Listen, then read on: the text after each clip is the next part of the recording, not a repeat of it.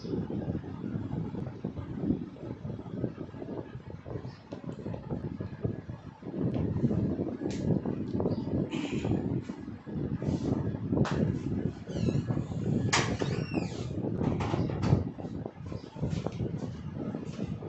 आइए, सभी लोग ध्यान से सुनेंगे। सबको आवाज सुनाई दे रहा है मेरा क्लियर? सर। Yes sir.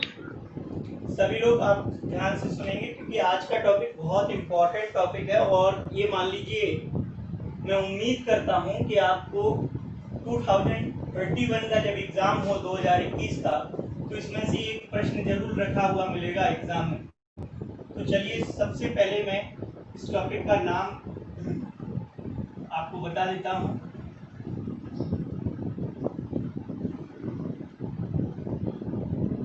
नॉर्मलता पढ़ना है हमें। यहाँ से समझे, हमें आज पढ़ना है नॉर्मल। नॉर्मलता को अंग्रेजी में नॉर्मेलिटी कहा जाता है।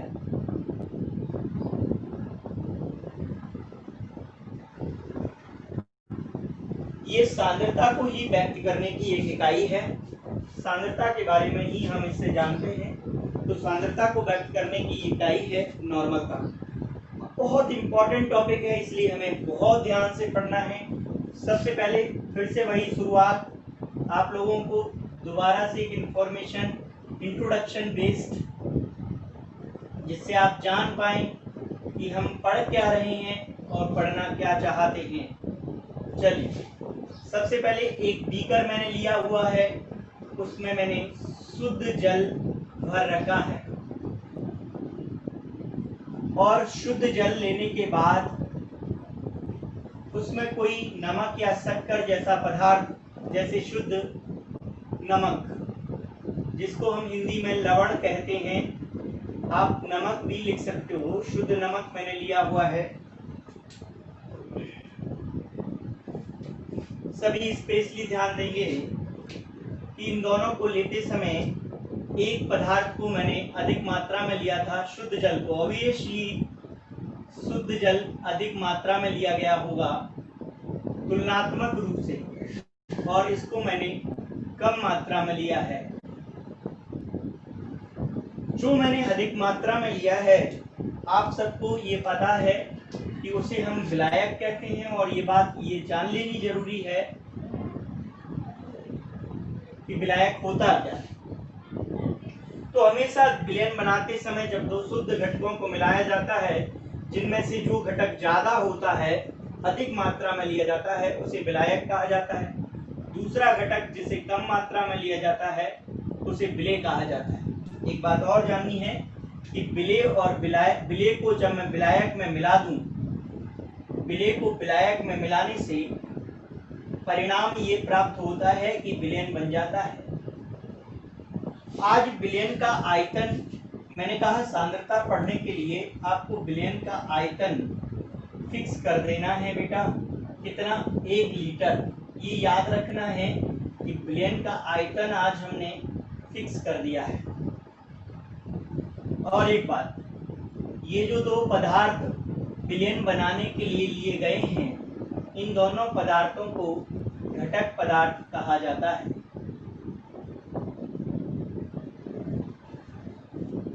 सभी लोग ध्यान से समझेंगे।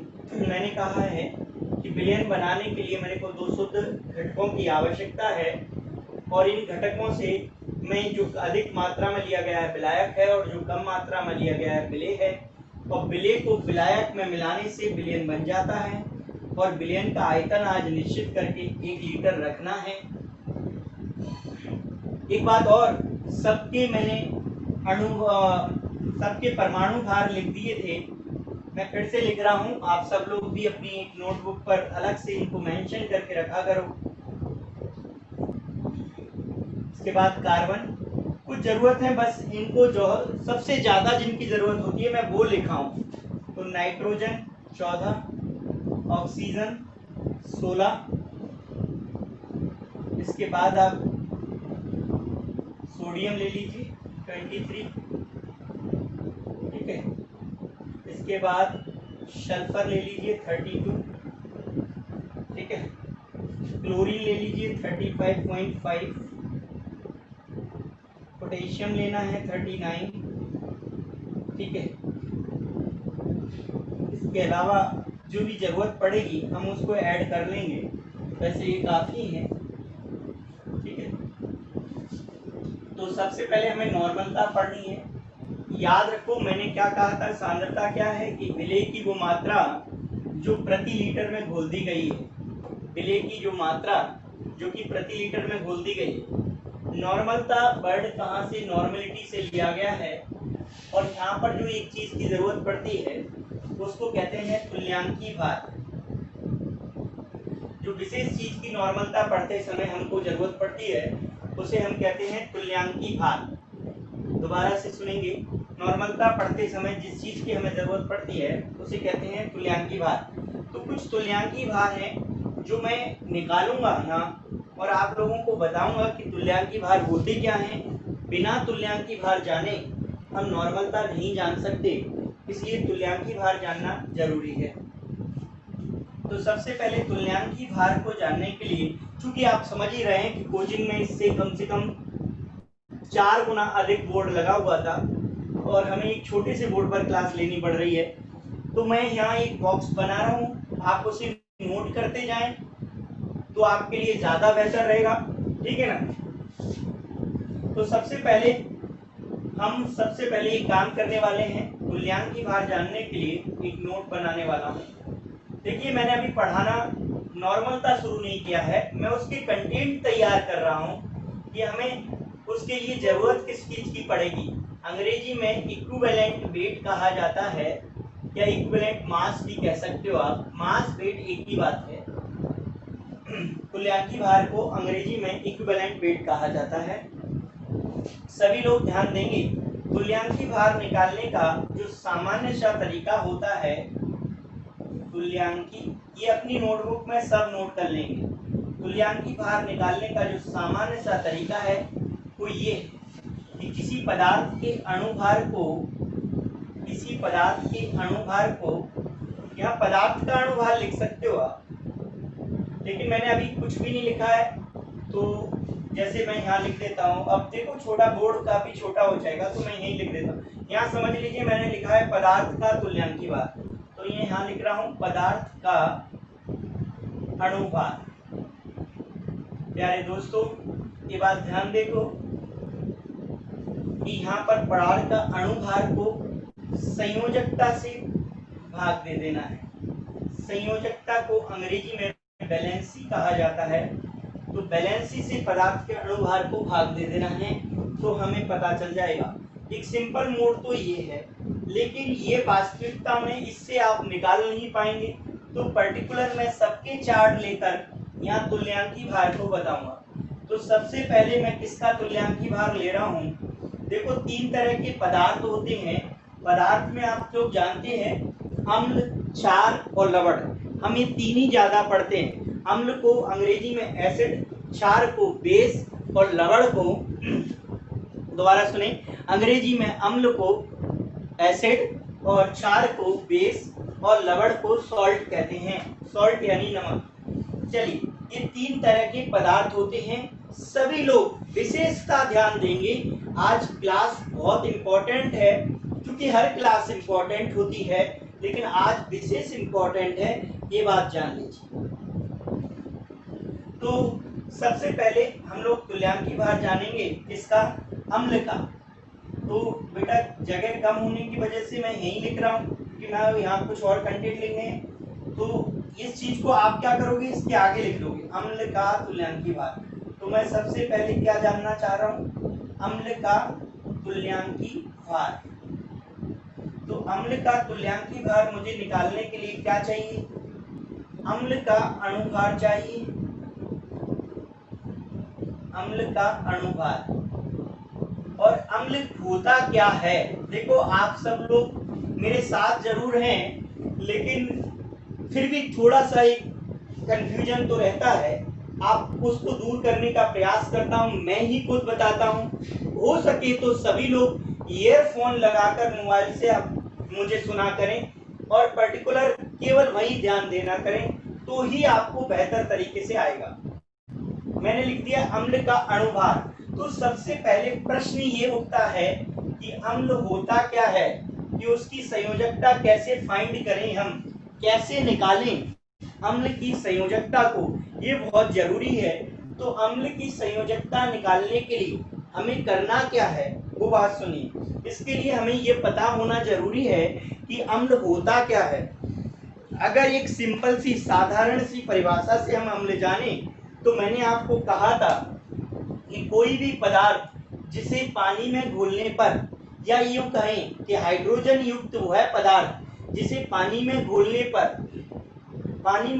पर H+ आयन देता है, हाइड्रोजन युक्त वह पदार्थ जो पानी में घोलने पर H+ आयन देता है, अम्ल कहलाता है। तो अम्ल के लिए खास बात तय की गई है H+ आयन, ये बात याद रखना, पानी में घोलने पर। और पानी में बने जितने भी विलयन होते हैं, पानी में जितने भी विलयन बनाए जाते हैं, वो सारे के सारे विलयन जलीय विलयन होते हैं। और हम भी सारे अभी एट द प्रेजेंट टाइम सारे के सारे जलीय विलयनों की चर्चा करने वाले हैं। तो अम्ल क्या है, H+ आयन, याद रखना।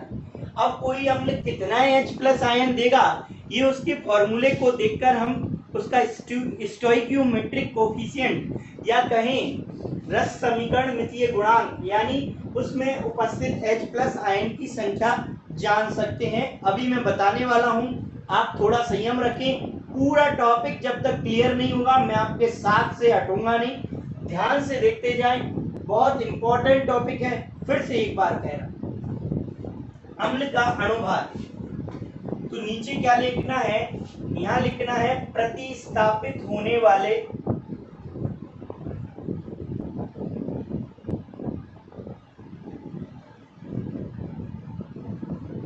H+ ion. अब मैंने ये शब्द क्यों लिया है, प्रतिस्थापित होने वाले? तो बेटा अम्ल में सारे आयन जो होते हैं वो प्रतिस्थापित नहीं किए जा सकते। कौन से किए जा सकते हैं ये मैं बता दूंगा, आप ध्यान देंगे तो सारी बात क्लियर हो जाएगी, ये समझ लें बस।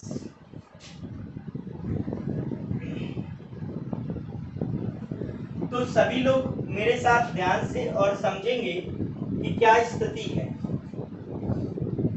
सबसे पहले मैं एक उदाहरण ला रहा हूं। क्या HCl का तुल्यांकी भार जानना चाहता हूं। HCl क्या है बेटा, एक अम्ल है। कैसे पहचाना हमने, हम सबको पढ़ाया भी गया है, HCl अम्ल है। इसके अलावा इसमें हाइड्रोजन कंटेनिंग रहा है, मतलब ये हाइड्रोजन युक्त पदार्थ है जो पानी में घुलने पर क्या देता है, H+ आयन देता है। इसलिए हम इसका तुल्यांकी भार आसानी से निकाल सकते हैं। और इसका जो तुल्यांकी भार है, everyone watch board and hearing my talk, please मुझ पर ही ध्यान दें कि मैं क्या बोल रहा हूं। बोर्ड को लगातार देखते रहें, तभी हमें विशेष तौर पर समझ में आएगा। HCl का तुल्यांकी भार जानने के लिए ऊपर हमें क्या चाहिए, HCl का अणुभार। अब मैं बार बार नहीं लिखूंगा क्योंकि अपने पास फिर जगह स्पेस बहुत कम होता चला जाएगा। तो सबसे पहले मैं क्या लिखूंगा, HCl का अणुभार। तो HCl का अणुभार डायरेक्टली कोई निकाल सकता है। चलो किसी को नहीं आता तो मैं यहाँ पहले लिख देता हूँ, चलो आप समझ लो थोड़ा सा। HCl का अणुभार, तो HCl का अणुभार और नीचे H+ आयनों की संख्या। अब मैं बार बार प्रतिस्थापित होने वाले नहीं लिखूंगा, लेकिन आप समझ जाएं कि ये प्रतिस्थापित होने वाले हैं की संख्या।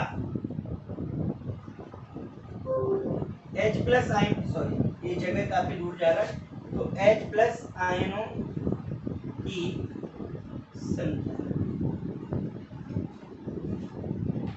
सबको दिखाई पड़ रहा है? ओके, ध्यान देंगे स्पेशली तुल्यांकी भार में हम लोग स्पेशली क्या पढ़ने जा रहे हैं आज, HCl का तुल्यांकी भार। तो सबसे पहले HCl के लिए मुझे यहाँ लिखना होगा। HCl का निकालूं कैसे, तो मैंने सारा डेटा आपको यहाँ दे रखा है। हाइड्रोजन का 1 है, क्लोरीन का कितना है 35.5। इसका अर्थ ये हुआ कि HCl का कितना हो जाएगा 36.5, लेकिन ये क्या है, अणुभार, HCl का अणुभार है 36.5। HCl का क्या है भैया, अणुभार है। ये बात सबको याद रखनी है, 36.5 HCl का अणुभार है। इस 36.5 को मैं उसकी H प्लस आयन की संख्या से डिवाइड करूंगा। कितने H दिख रहे हैं हमें यहाँ देखने में, केवल एक दिख रहा है, तो मैं इससे डिवाइड कर दूंगा। आंसर बताइए कितना आएगा, यही आएगा 36.5। तो HCl के केस में जिसकी संयोजकता ये कहो एक होती है, उसके केस में उसका अणुभार ही तुल्यांकी भार होता है। ये बात याद रखना है। जैसे अम्ल का हो गया बेटा, अब मैं क्या करने वाला हूँ प्यारे विद्यार्थियों, ध्यान से सुनना है कि आज हम क्या करने वाले हैं, क्षार का बताना चाहते हैं। अम्ल का हमने बता दिया, अब हम किसका जानना चाहेंगे, क्षार का जानना चाहेंगे। चलिए, तो क्षार का तुल्यांकी भार जानने के लिए क्या करना है,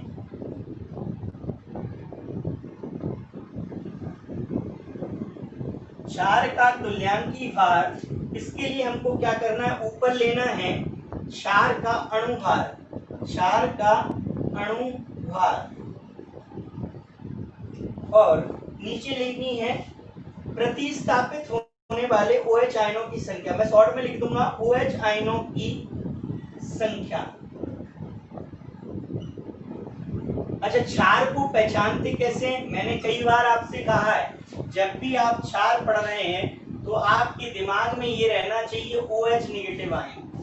मतलब साफ है, क्षार क्या होता है, वह पदार्थ जिसे पानी में घुलने पर या OH आयन युक्त हाइड्रोक्सिल समूह युक्त वह पदार्थ जिसे पानी में घुलने पर OH आयन देता है, OH नेगेटिव आयन देता है, या कहलाता है क्षार।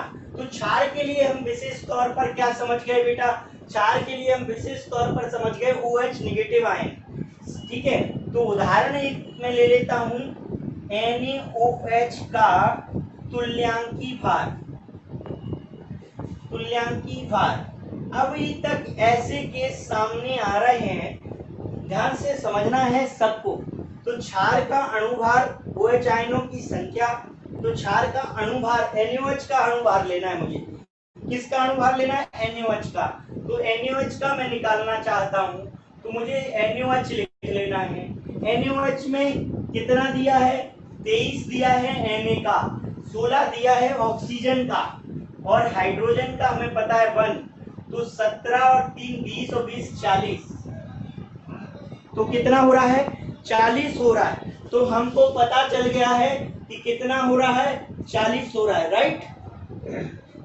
तो हम यहाँ क्षार का अणुभार कितना लिख देंगे, 40। किसका लिखा है हमने, NaOH का, याद रखेंगे।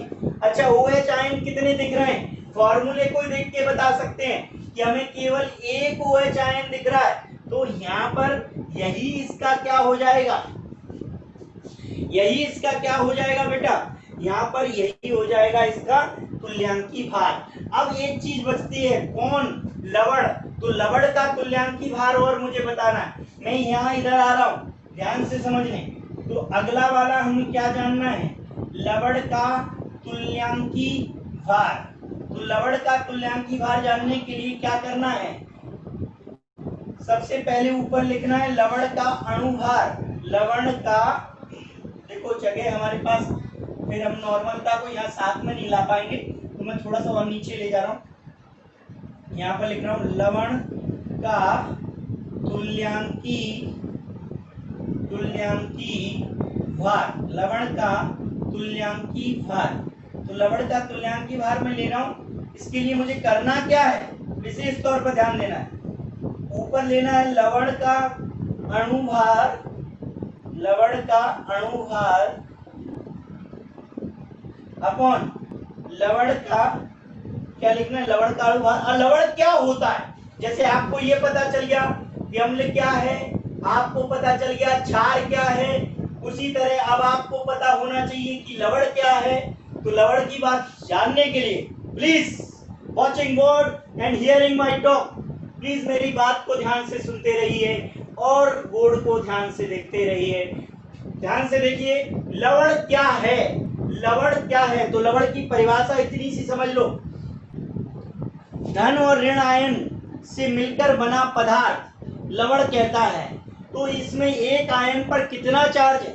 चाहे तो देखो लवण में दो आयन होते, एक धन आयन और एक ऋण आयन, बस ये दोनों आयन नहीं होते, H प्लस नहीं होता और OH नेगेटिव नहीं होता, लेकिन धन आयन होता है, जैसे Na पॉजिटिव होता है और Cl नेगेटिव होता है। तो धन आयन होता है और ऋण आयन होता है, लेकिन याद रहे जितने धन आयन होते हैं उतने ही ऋण आयन होते हैं। तो हमें याद रखना है, चाहो तो हम धन आयन को लेके चल जाएं और चाहे हम ऋण आयन को लेके चल जाएं, लेकिन हमें किसी भी एक प्रकार का आयन लेना है। तो यहाँ पर लिखेंगे धन आयन पर आवेश, धन आयन पर आवेश। आवेश समझते हैं आप, चार्ज की चर्चा चल रही है, चार्ज चार्ज। अब धन आयन पर कितना आवेश दिख रहा है? एक। तो मैं यहाँ लिख दूंगा धन आयनों की संख्या लिख सकता हूं या धन आयन पर आवेश लिख दूंगा, तो आपको वैसे ही पता चल जाएगा। चलिए धन आयनों की संख्या या धन आयन पर आवेश लिख देंगे। धन आयनों की संख्या लिख दो, कोई परेशानी नहीं है, या धन आयन पर आवेश लिख दो, एक ही बात है, ठीक है। चलिए तो सबसे पहले मैं ये काम करता हूं, उदाहरण के लिए NaCl का तुल्यांकी भार जान लेता हूं, NaCl का तुल्यांकी भार जान लेता हूं। तो NaCl का तुल्यांकी भार जानने के लिए मुझे करना क्या है? NaCl का अणुभार चाहिए, तो बड़े आराम से डेटा मेरे पास दिया हुआ है। इस Na का कितना है? 23 है। Na का कितना है? 23 है। क्लोरीन का कितना है? 35.5, 35.5। और मैं इसको ज्वाइन कर देता हूँ, 5 3 8 और 30 30 50, 58.5, 58.5। तो ये आ गया मेरे पास क्या? अणुभार किसका? NaCl का 58.5। ये बात याद रखनी है। मेरे पास सबसे पहले अभी क्या आ गया? NaCl का अणुभार आ गया। अब NaCl में चाहो तो दोनों में से कोई भी चीज दे सकते हैं। धन आयन की संख्या देख सकते हो या ऋण आयन की? बताओ धन आयन कितने हैं? एक। धन आयन कितने हैं? एक। और ऋण आयन भी कितने हैं? जितने धन आयन होंगे उतने ही ऋण आयन होंगे, ये बात याद रखनी है। तो धन आयनों की संख्या कितनी है? यहाँ एक है। तो बड़े ध्यान से, बड़े आसानी से हम इसको निकाल लिए। कितना आ गया? 58.5।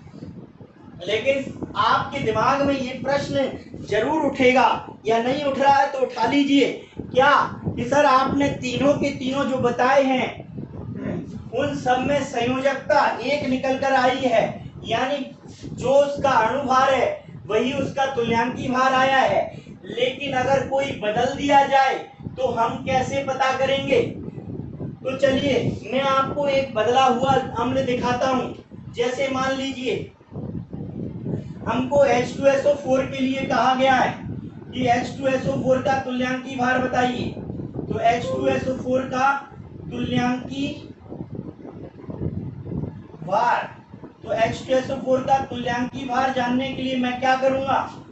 मैं H2SO4 का अणुभार लिखूंगा। H2SO4 का अणुभार आपको निकाल लेना है, मैंने यहाँ सारा डेटा दे रखा है। तो H2SO4 का निकालेंगे तो यहाँ देखेंगे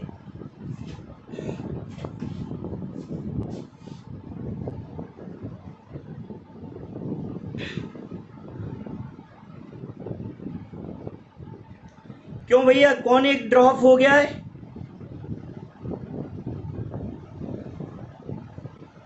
चलिए अच्छी बात है, ध्यान देना है आपको। H2SO4 का निकाल रहा हूं मैं यहाँ से, ध्यान से समझना है। H2SO4 का हमें दिख रहा है हाइड्रोजन कितने हैं? एक है, इसका मल्टीप्लाई कर दो 2 से। सल्फर कितने हैं? सल्फर एक, 32। ऑक्सीजन कितने हैं? 4, लेकिन एक का कितना होता है? 16, 16 4 64। तो सीधा लिख सकता हूं मैं यहाँ 64, और इसको 2 लिख सकता हूँ सीधा। तो ये हो गया कितना? 4 हो तो 6 2 8 और 360 90 98 98। यानी H2SO4 का तुल्यांकी भार लाने के लिए अणुभार कितना आया? 98। लेकिन H2SO4 में H प्लस आयनों की संख्या कितनी दिख रही है? कि 2। H प्लस आयनों की संख्या कितनी दिख रही है? 2। तो तुल्यांकी भार कितना आ जाएगा 49। तो अब नहीं रहा सेम, अणुभार हो गया 98, अणुभार कितना हो गया 98, जबकि तुल्यांकी भार कितना हो गया 49, यानी अलग हो गया।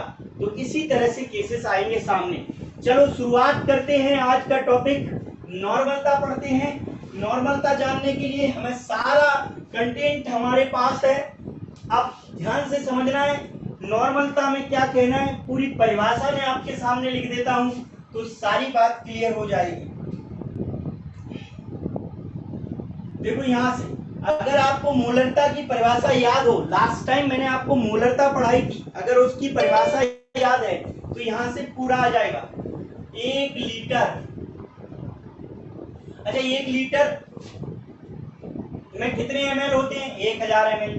तो चाहो तो मैं साथ में लिख सकता हूं और इच्छा ना हो तो मत नहीं भी लिख सकते, कोई दिक्कत नहीं है। 1 लीटर अथवा 1000 ml। अच्छा एक मैं और इजी तरीके से स्टार्ट करता हूं, यहां से बिलियन से स्टार्ट। तो बिलियन, ये देखो बेटा मेरे पास कई वेरिएशन, आप जैसे लिखना चाहें परिभाषा वैसे आ सकती है, बस उसकी सही तरीके से जमावट हो। देखो ये कौन है बिलियन, अच्छा बिलियन में कौन है कि बिले, बस यही सांद्रता है बिलियन में, बिले प्रति लीटर, बिलियन में बिले कितना है यही उसकी सांद्रता है। और आज सांद्रता को व्यक्त कर रहे हैं नॉर्मलता। तो बिलियन के 1 लीटर या प्रति लीटर भी लिख सकता हूं मैं, प्रति लीटर भी लिख सकता हूं। तो 1 लीटर लिखना है चाहे 1 लीटर लिखो, प्रति लीटर लिखना है प्रति लीटर लिखो। बिलियन के 1 लीटर अथवा 1000 ml, एक ही बात है ना बेटा। आयतन में उपस्थित, आयतन में उपस्थित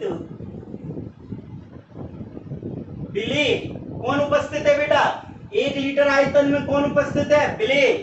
तो बिले के ग्राम तुल्यांक की संख्या, ग्राम तुल्यांकों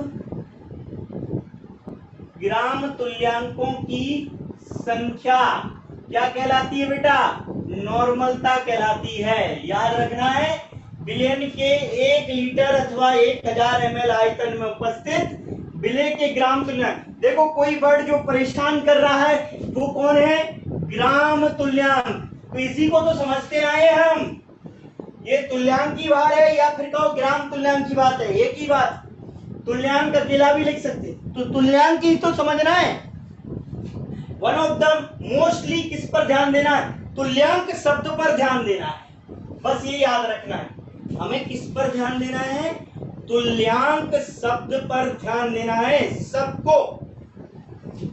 तो बिलियन के 1 लीटर अथवा 1000 ml आयतन में जहां भी लीटर लिख दिया जाए या ml लिख दिया जाए, समझो किसकी चर्चा की गई आयतन की। ये बात याद रखना है सबको, जहां लीटर की बात या ml की बात की गई उसका मतलब है आयतन। तो बिलियन के 1 लीटर आयतन में कितने ग्राम बिले घोला है, ग्राम की जगह आज क्या वर्ड यूज हो रहा है ग्राम तुल्यांक की संख्या कितनी है, इसी को कहते हैं क्या बिलियन की नॉर्मलता। चलिए दोबारा ध्यान से समझेंगे, सूत्र बना रहा हूं नॉर्मलता का, सभी लोग ध्यान से समझना है क्या कह रहा हूं।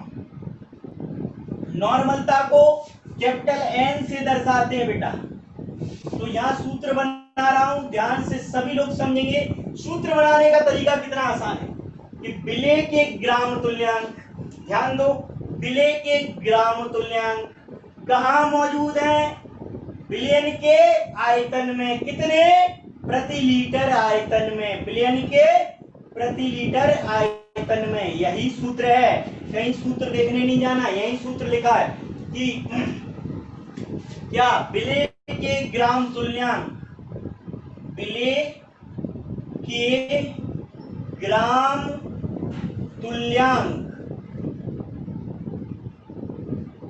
की संख्या, ग्राम तुल्यांकों की संख्या कहां है भैया, कहां है बिलियन के प्रति लीटर आयतन में, तो बिलियन का आयतन, बिलियन का आयतन,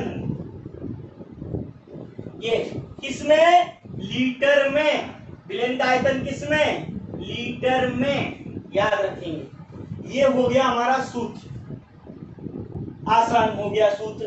अब देखो एक बात, मुझे जरूरत क्या है, मुझे जो समझना है, हम सबको मिलकर जो समझना है वो क्या समझना है कि विलेय के ग्राम तुल्यांकों की संख्या क्या होती है। तो इसको समझ लो बेटा। आज मान लो विलायक को मान लेते हैं ए और विलेय को मान लेते हैं क्या, बी, बस इतना याद रखो। और मैं ये H2SO4 हटा रहा हूं क्योंकि आवश्यकता है मुझे जगह की। सब लोग ध्यान से समझेंगे। तो नॉर्मलता को कैसे दर्शाया हमने, किस चीज से दर्शाया, एन से। विलेय के ग्राम तुल्यांकों को मैं यहाँ लिख रहा हूँ, सूत्र क्या होता है, तो यहाँ से मैं लिखना शुरू करूंगा क्योंकि जगह कम है। विलेय के ग्राम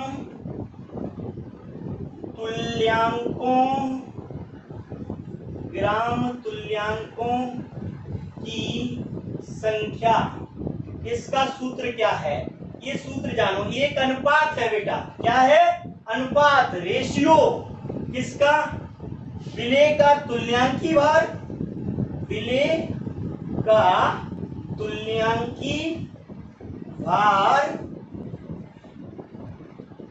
देखो पहले तो भार लिख दो, सिंपली भार दिया जाएगा ना सवाल, सॉरी, विलेय का भार अपॉन विलेय का तुल्यांकी भार, विलेय का तुल्यांकी भार। जैसे ऋतिक आज हमारे साथ जुड़ा, तुल्यांकी पूरा लिखूं, समझ में आएगा, तुल्यांकी भार। जैसे आज हमारे साथ कौन जुड़ा, ऋतिक। तो अगर मैं यहाँ कहता कि मुझे ऋतिक के तुल्यांकों की संख्या चाहिए, तो मैं लिखता ऋतिक के तुल्यांकों की संख्या, तो ऊपर लिखता ऋतिक का भार, मतलब कितना वजन है उसका, और नीचे लिखता ऋतिक का तुल्यांकी भार। तो परेशानी कहाँ आती, ऋतिक का तुल्यांकी भार हमको मालूम नहीं चलता। तो हमें विलेय कौन मिलने वाला है, विलेय हमें तीन चीजों में से, तीन पदार्थों में से कोई मिलेगा, या तो अम्ल मिलेगा, या क्षार मिलेगा, या कोई लवण मिलेगा। अम्ल मिलेगा, क्षार मिलेगा, या फिर कोई लवण मिलेगा। तो हम मान लिख देंगे, अगर अम्ल पूछा तो अम्ल का भार और अम्ल का तुल्यांकी भार। तो तुल्यांकी भार तुम्हें पता ही है कैसे निकालते हैं। अच्छा एक बात और जान लो, यहाँ तुल्यांकों की संख्या को मैं एक चीज से दर्शा रहा हूँ, पढ़ ले रहा हूँ ताकि आपको सूत्र बनाने में आसानी होगी। तुल्यांकी भार को देखो, अंग्रेजी में तुल्यांकी भार को क्या कहते हैं, मैं पहले वो लिख देता हूँ। तुल्यांकी भार को अंग्रेजी में क्या कहेंगे, देखो जैसे आयतन होता है ना, तो आयतन को अंग्रेजी में लिख के आप क्या जानते हो, वॉल्यूम, कभी तो भी कह पाते हो आयतन को, ऐसे इसको भी अंग्रेजी लिखना पड़ेगा पहले आपको, इक्विवेलेंट वेट। तो इक्विवेलेंट वेट में ई भी आ रहा है और डब्ल्यू आ रहा है। तो तुल्यांकी भार के लिए मैं शब्द क्या इस्तेमाल करूं, ई डब्ल्यू करूं तो अच्छा है। अच्छा तुल्यांकों की संख्या के लिए क्या इस्तेमाल करूं, तो मैं एन करूंगा संख्या के लिए। किसकी संख्या, ई की, तो ई क्यू लिख दूंगा। तुल्यांकों की संख्या को क्या लिख दूंगा, ई क्यू। या विलेय की देख रहा हूं, विलेय की संख्या देख रहा हो ना, तो विलेय को माना क्या है, बी, तो तुल्यांकों की संख्या को एनबी से भी प्रदर्शित कर सकता हूं। तो आसान जहां लगे वो कर लेना है, तो एनबी लिख दूंगा। अच्छा विलेय का भार, भार को अंग्रेजी में क्या कहते हैं बेटा, भार को अंग्रेजी में कहते हैं वेट। वेट का पहला अक्षर क्या है, डब्ल्यू। वेट का पहला अक्षर क्या है, डब्ल्यू। तो मैं क्या करूं, वेट को डब्ल्यू लिख दूं। अच्छा किसका वेट है, विलेय का ना, तो विलेय को आप मान के क्या चले हो, बी, तो डब्ल्यू बी। दोबारा सुन लो, वेट किसका वेट, विलेय का, विलेय का वेट, वेट को डब्ल्यू कह दिया, किसका, विलेय का, विलेय मतलब बी, तो डब्ल्यू बी चलेगा ना। चलिए अब यहाँ क्या लिखा है, तुल्यांकी भार। तो मैं पहले ही बता चुका हूं तुल्यांकी भार को कैसे लिखोगे, कि ये भी तो एक वेट है, तो डब्ल्यू, डब्ल्यू यानी वेट, किसका, इक्विवेलेंट, तो ई क्यू लिख देना नीचे, तो ये याद रहेगा, डब्ल्यू ई क्यू, खत्म। इतना लिखना आ गया। चलिए अब इतना लिखना आ गया तो सूत्र भी आसानी से बना लेंगे आराम से। एन लिख दिया हमने। एन के बाद क्या लिखा, विलय के ग्राम तुल्यांकों की संख्या।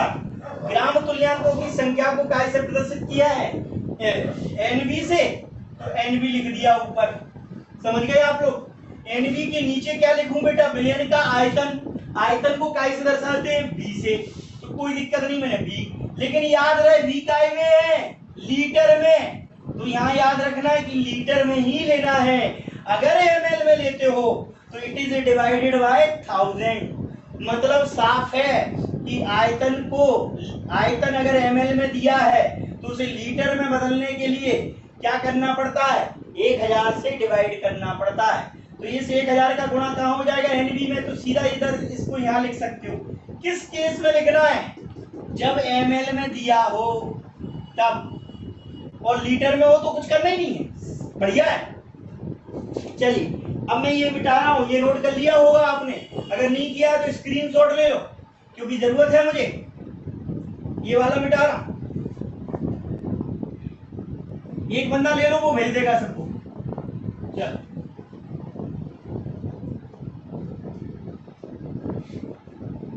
अब देखो ध्यान से, अब हमने एमएल में ले लिए। अब एनबी की वैल्यू क्या है वो रखना है, अगर आपको तो रख लो। एनबी की वैल्यू क्या है, W B upon E Q. मैंने रख लिया W B upon W E Q. अच्छा नीचे क्या लिखा है, वी, एमएल में लिया है इसलिए 1000 मल्टीप्लाई कर दिया है।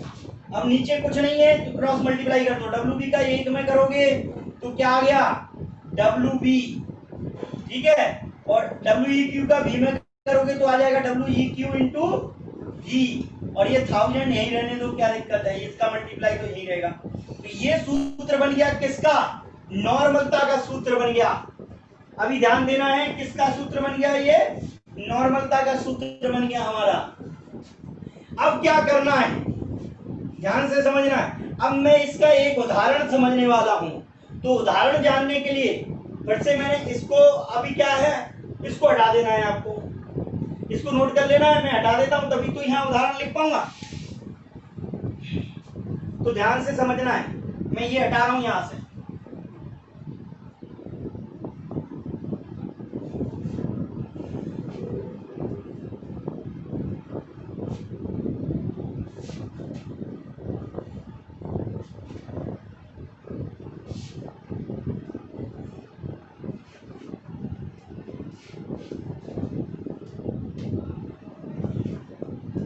ये मैंने यहां से रफ कर दिया। अब देखो, एक पहला उदाहरण मैं आपके सामने ला रहा हूं, सीधा सीधा देखते रहिए, सारी नॉर्मलता क्लियर करना आज हमारा उद्देश्य है। ध्यान से समझिए, पूरी बात बताता हूं, ध्यान से समझ लीजिए।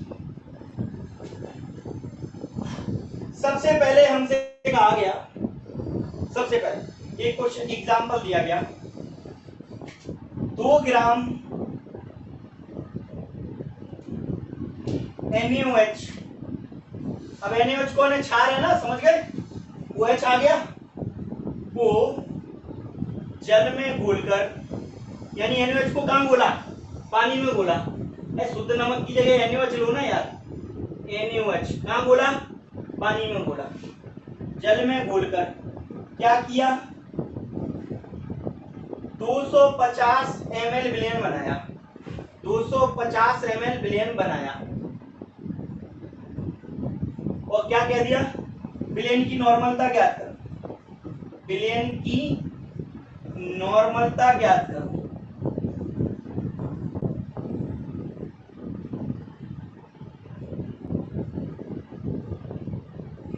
बस खत्म। पूरी बात क्या है, ध्यान दो, जल तो जल ही है, NaOH ले लिया, कितना ले लिया याद रख लो, 2 ग्राम। जो कम लिया जाता है वो कौन है, विलयन, पता है ना, जो कम लिया जाता है। एमएल में क्या दे दिया, विलयन, विलयन मतलब आयतन दे दिया, लीटर नहीं दिया, कितना दे दिया, 250 ml। बहुत आसान कर दिया ना हमारा काम। अब क्या है, नॉर्मलता का सूत्र ले लो यहां से उठा के, तो ये सूत्र तो लिखा ही है हमारे पास, हम तो वैल्यू लिख लेते हैं, क्या दिया है, गिवन तो बताना पड़ेगा कि क्या है।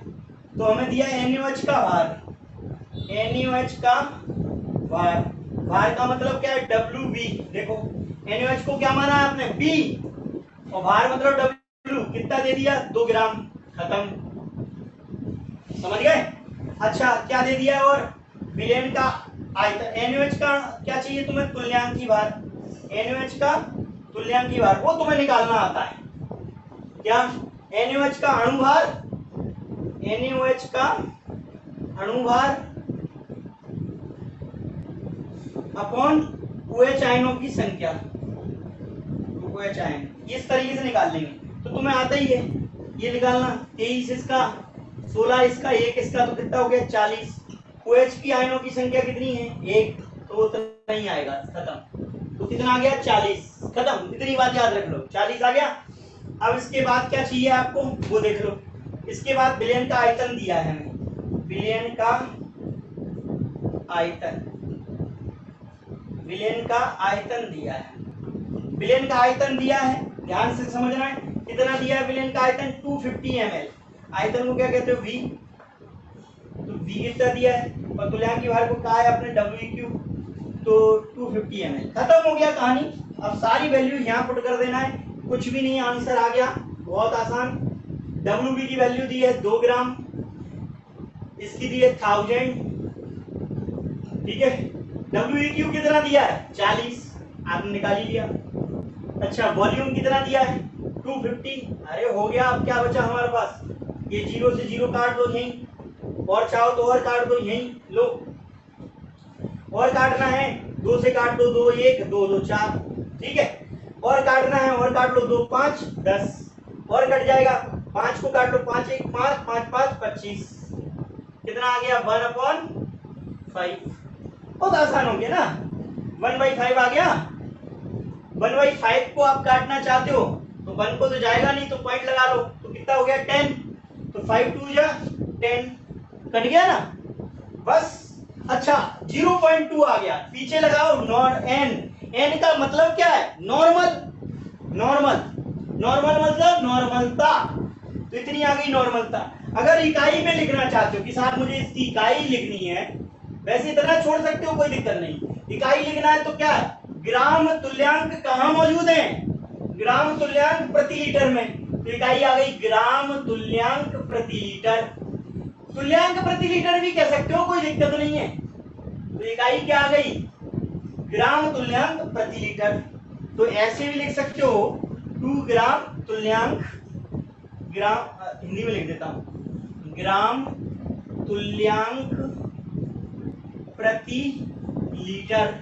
ये आ गया आंसर दोस्तों, ध्यान देना है, ये आपको आ गया समझ में, तो ये आपको आ गया होगा समझ में, कहीं कोई परेशानी है तो आप मुझे सबको समझ में आ गया होगा। चलिए अब मैं इसका एक दूसरा एग्जांपल मैं आपको यहाँ बताऊंगा, आप ध्यान से समझेंगे, तो मैं इसको रफ कर देता हूँ, एक दूसरा एग्जांपल हम देखते हैं।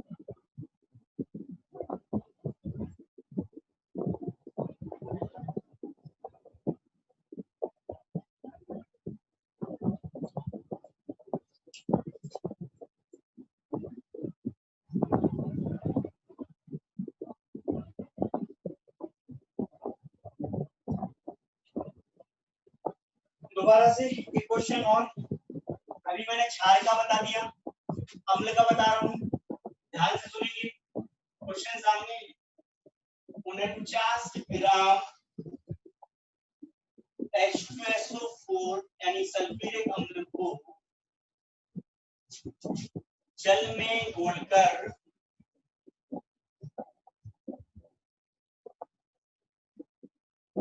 500 ml विलयन बनाया गया।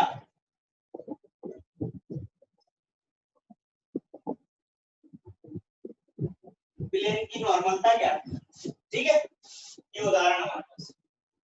चलिए अम्ल का केस है, पता है कितना ग्राम लिया है? 49 ग्राम H2SO4 लिया है। खत्म, बोल दिया पानी में कितना बना लिया है? 500 ml। विलयन का आयतन पता चल गया 500 ml। 49 ग्राम लिया था, तो ये कौन है? विलय। विलय को विलय को माना था P, विलय का भार पता चल गया। तो सबसे पहले हम लिख लेंगे यहाँ दिया है, क्या दिया है वो ध्यान देना है। पहला दिया है विलय का भार, यानी सीधा लिखूंगा H2SO4 का भार चलेगा, H2SO4 का भार यानी WB दे दिया है 49 ग्राम। सबसे बात चलेगी H2SO4 का तुल्यांकी भार चाहिएगा हमें। तो तुल्यांकी भार के लिए हम क्या करेंगे? निकाल लेंगे। अभी मैंने निकाल के बताया था H2SO4 का, तो आप देखेंगे यहाँ कितना, हाइड्रोजन का 2, सल्फर का 32, ऑक्सीजन का 16, 4, 64, कितना आ गया? 98। कितनी H प्लस आयन है? 2। कितना आ गया? 49 ग्राम प्रति इक्विवेलेंट, यानी तुल्यांक, प्रति तुल्यांक, ग्राम तुल्यांक में आएगा ना। ठीक है,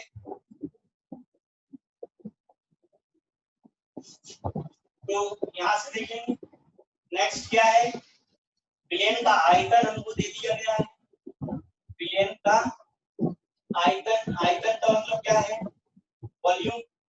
डी कितना दिया है? 500 ml। सूत्र आपके पास सारा है, सूत्र पता है NWB into 1000 upon MB, sorry MB नहीं था, WEQ था, इक्विवेलेंट वेट, और इसके इनटू में था वॉल्यूम। WB की वैल्यू हमें लिखनी है, कितनी दी है? 49 दी है, याद रखना है 1000। WEQ कितना दिया है वो ध्यान देना है, कितना दिया है? 49। कोई दिक्कत वाली बात ही नहीं है यार, ये तो बहुत सिंपल हो गया। ये तो बहुत सिंपल हो गया। इनटू क्या करना है? 500 ml ये दे दिया है, बहुत आसान आंसर आ गया। 49 49 कैंसिल हो गया, 0000 करके 2 ग्राम तुल्यांक प्रति लीटर, ग्राम तुल्यांक प्रति लीटर, ये आंसर। चलो एक क्वेश्चन और करते हैं। 5.3 ग्राम Na2CO3 को जल में घोलकर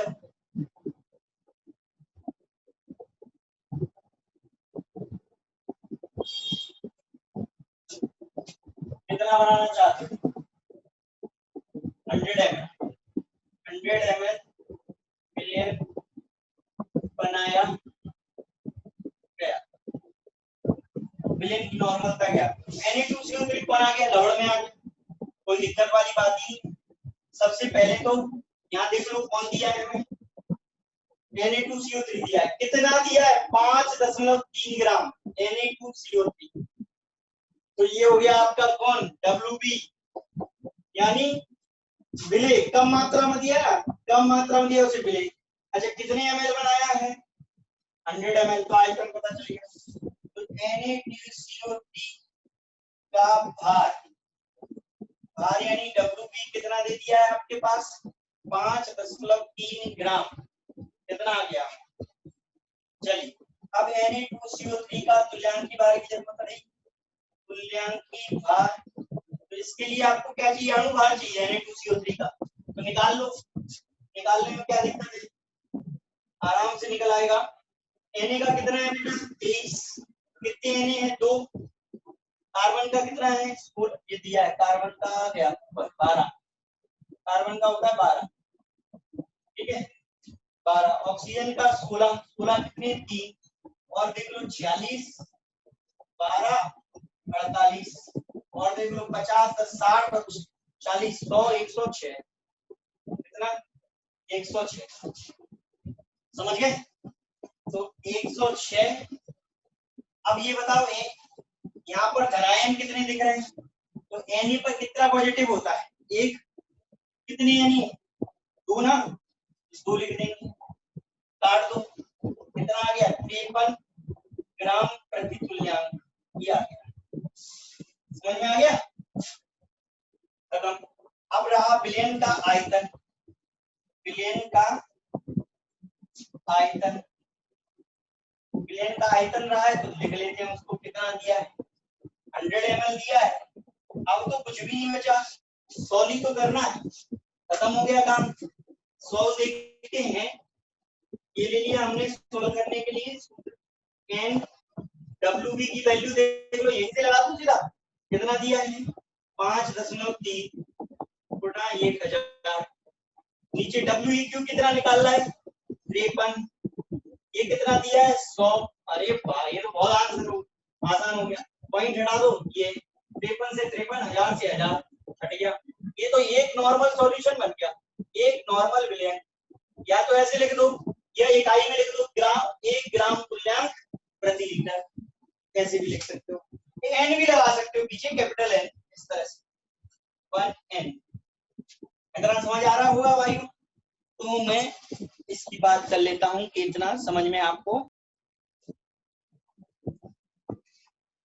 तो तीसरी की बताने के लिए मैं इसको रब करूंगा, आप लोगों ने नोट कर लिया होगा ध्यान से, ठीक है, तो मैं इसको रब कर रहा हूं।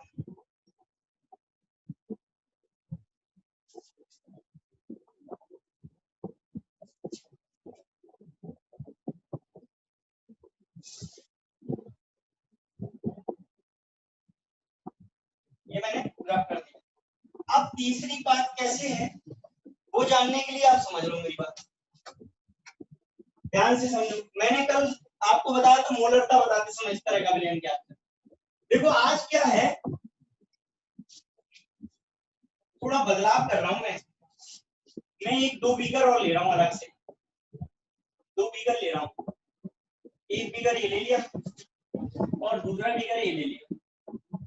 अब काम क्या कर रहा हूं, इसमें एक विलयन भरा है, इसमें एक विलयन भरा है, ध्यान से समझना, इसमें क्या भरा है, एक विलयन भरा है। अच्छा मोलरता नॉर्मल तो निकाल देते तो सीधा तो क्या होता था, एन एनवी अपॉन क्या होता था, बोलो डब्ल्यू होता था, अभी उल्लू आयतन होता था, एनवी अपॉन आयतन, यही था ना।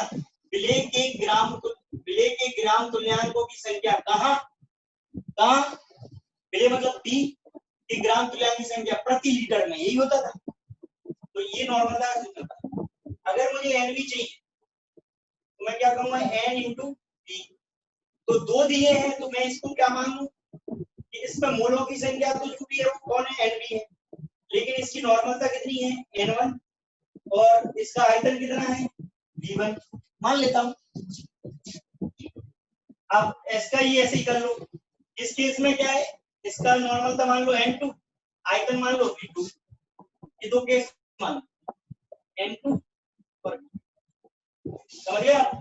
चलिए अब आपसे कहा कि इस विलयन को जिसकी नॉर्मलता N1 है, आयतन V1 है, इसकी नॉर्मलता N2 है और V2 है, ये दूसरे में मिला दिया और मिलाने के बाद एक विलयन बना दिया, तो आपसे कुल आयतन तो आपको पता चलेगा कितना हो गया, कुल आयतन विलयन का कुल आयतन कितना हो गया आपको पता ही चल गया, कुल आयतन कितना हो गया भैया, V1 प्लस V2, ये हो गया कुल आयतन खत्म।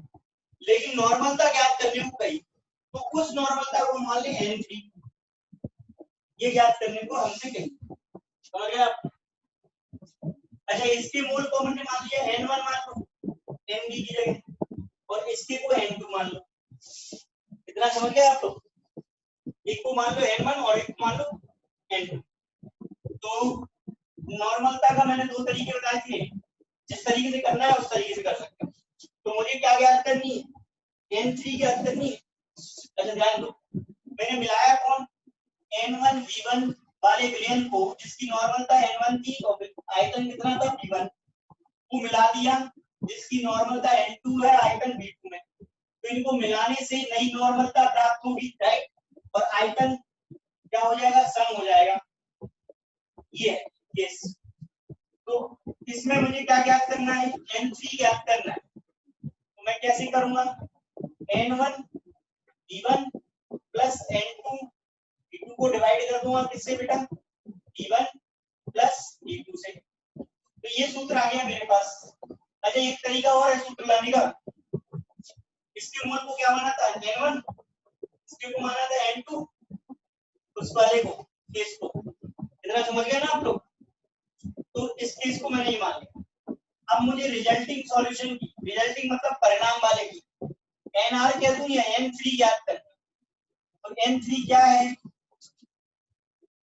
टोटल मोलों की संख्या, यानी कुल मोलों की संख्या, N टोटल लिख दूं मैं, कुल मोलों की संख्या, और आयतन टोटल, कुल मोलों की संख्या कितनी है, यहाँ लिख दो N1 प्लस N2, N1 इसमें थे और N2 इसमें थे, N1 प्लस N2, ये तो हो गया कुल मोल।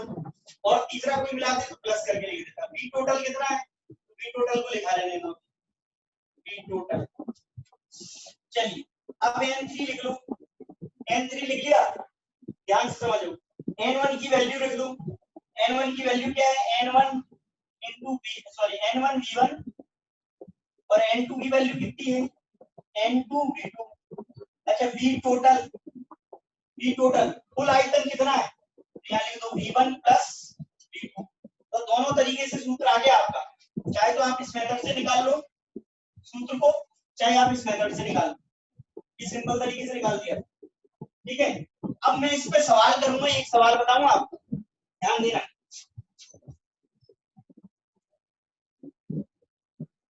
मैं आपको इस पे एक सवाल बताने वाला हूं।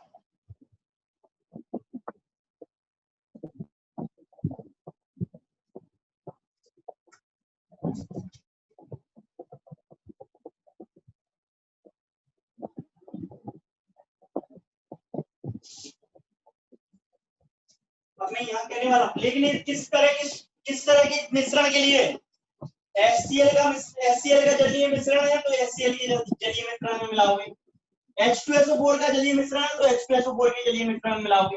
ये बात याद रखना। मान लीजिए मैंने दो नॉर्मल, कितना,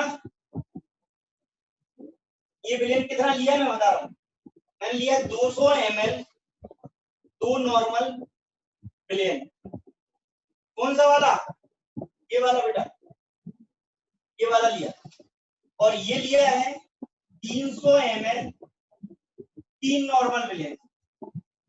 इसका मतलब क्या है पता है, N2 की वैल्यू साफ दे दी है कितनी, 3, V2 कितना दे दिया 300, तो साफ साफ दे दिए। N1 की वैल्यू कितनी दे दी 2, और V1 कितना दे दिया 200।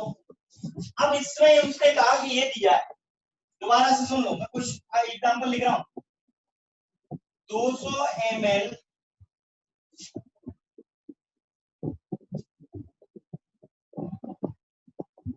HCl के दो नॉर्मल,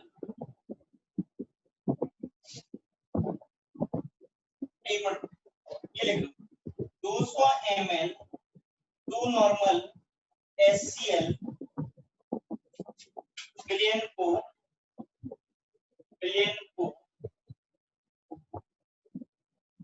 को 300 ml तीन नॉर्मल विलयन में मिलाने पर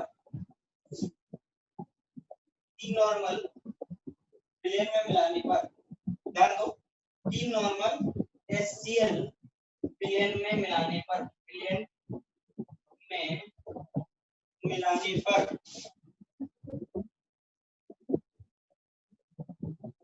प्राप्त विलयन की नॉर्मलता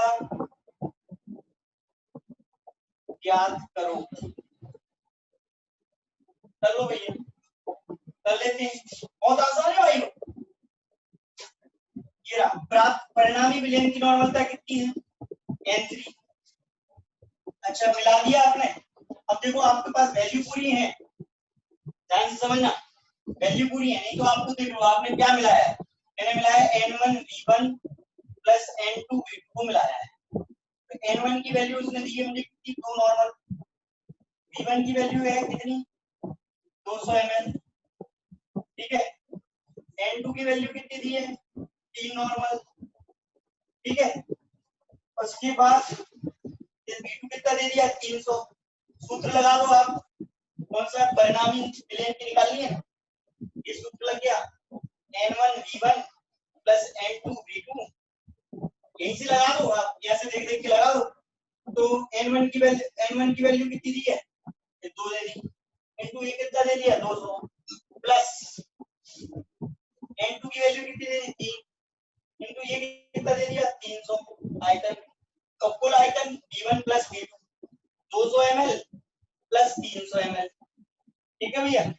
अब N3 निकाल लेते हैं, 200 200 400 हो गया, प्लस ये कितना हो गया, ये हो गया आपका 900, नीचे कितना आ गया, 500, ठीक है। तो आप कैसे निकालोगे, ये दे लो, ये कितना हो गया, 1300 अपॉन 500, 0 से 0 कट गया भैया। अब 130 को 50 से डिवाइड कर दो, अब 130 आ गया, 50 आ गया, 50 सुनी 100, 2 आ गया, 30 बच गए, पॉइंट लगाओ, कितना हो जाएगा, 300, समझ गए। तो 5 6 30, खत्म हो गया, 2.6 आ गई, 2.6 नॉर्मल लिख दो, या फिर आप लिख दो ग्राम तुल्यांक प्रति लीटर। ये है, याद रख, समझ आ गया होगा, इसमें कुछ नहीं था, बहुत आसान सी बात थी। देखो भैया N1 की वैल्यू हमें दे दी थी 2, V1 आयतन उसमें दे दिया कितना, 200 ml, दुआल वाला, इसको मिलाया किसमें, इस वाले में, तो N2 कितनी दे दी, 3, उसका आयतन दे दिया 300 ml, हमने पूरे रख दिए और बस काट दिया, आंसर आ गया 2.6 नॉर्मल। अब बताइए समझ में आया कि नहीं आया, कोई समस्या हो तो उसको बोल सकते हो।